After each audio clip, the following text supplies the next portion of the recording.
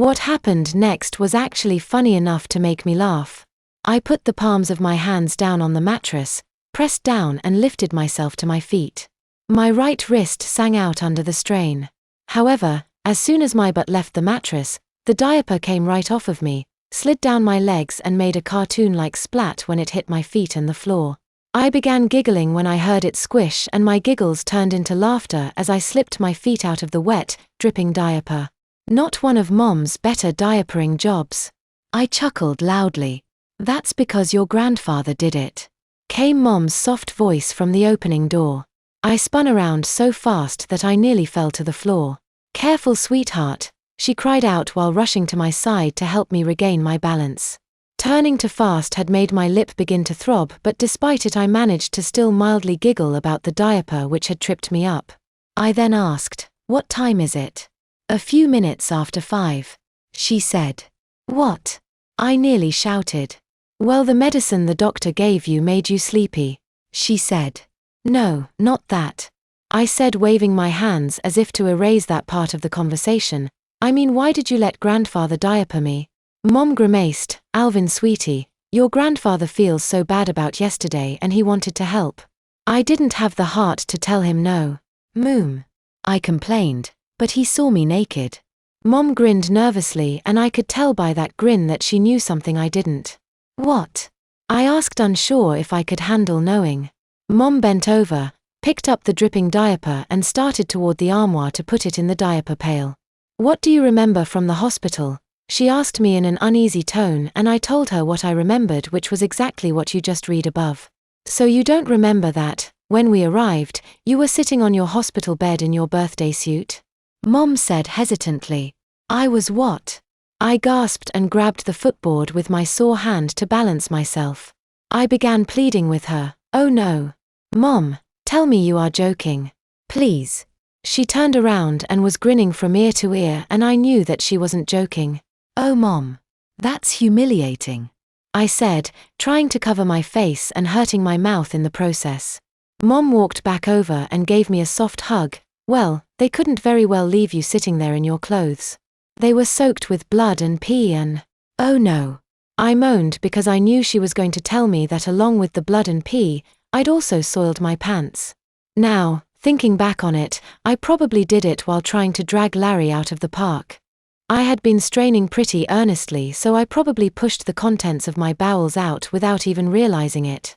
Not knowing what to say after that, I just groaned loudly. Mom released her hug and placed a single finger under my chin to lift my head up so that she could examine my face. "You look a lot better than you did when we first saw you," she said. "I do?" I asked. "Yes, and you even sound almost normal too," she said, and I gave her a puzzled look, so she added, "You were talking like you had a mouthful of walnuts." "I was," I said, not remembering any of that either. "Do you feel up to a quick bath?" she asked after leaning down and ever so softly kissing my stitches above my eye. That's when I began to wonder who had cleaned all the blood off me before. "Did they give me a bath at the hospital?" I asked her.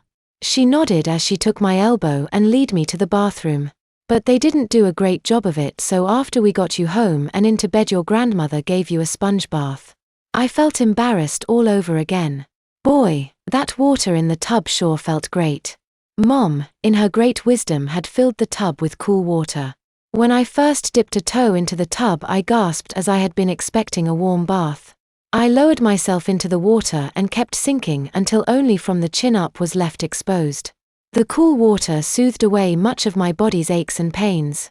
I didn't even mind that Mom bathed me as if I were a toddler again.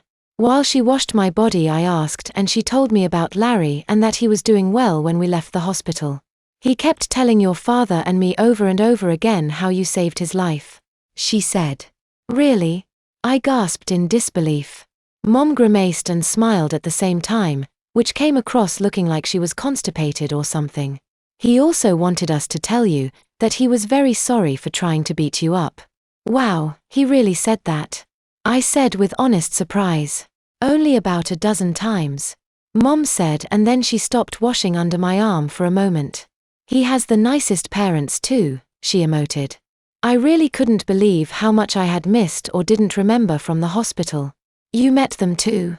I asked. Yes, when they came to see how you were doing and to thank you for helping their son. She told me, but when we went to see their son, he wouldn't tell us why the two of you were fighting in the first place. I had a sense that Mom was expecting me to tell her the reason for the fight. I could only shrug my shoulders because I didn't have a clue as to why Larry had suddenly decided that I needed a beating. And then, completely out of the blue, it came to me. What? Mom asked, sensing that I was having a revelation, and boy, she was correct too. When Bertha, that's the girl that asked me to the dance, I began. What dance? Mom interrupted. Oh yeah, I hadn't yet had the chance to tell anyone about the snowball dance or about smelly Bertha saying I was going to be her date. So I had to back up and tell Mom all of that before I could continue. So you see, I think the reason Larry got so mad about Bertha going with me instead of him is because he likes her. I finished saying. I then looked up at Mom for confirmation that she understood now. So when you hang out with these friends of yours, you're not getting into any trouble, are you? Mom asked. Mom, you totally missed the point, I said with frustration and pounded the surface of the bathwater, causing it to splash into Mom's face. Alvin, she complained as she reached for a towel to dry herself with. So do you like her too? Mom finally asked. What? I said in an awful gasp, oh Mom, don't be gross. But Mom had no idea how grotesque Bertha was. I guess for her, Bertha was just some girl at school who thought I was cute.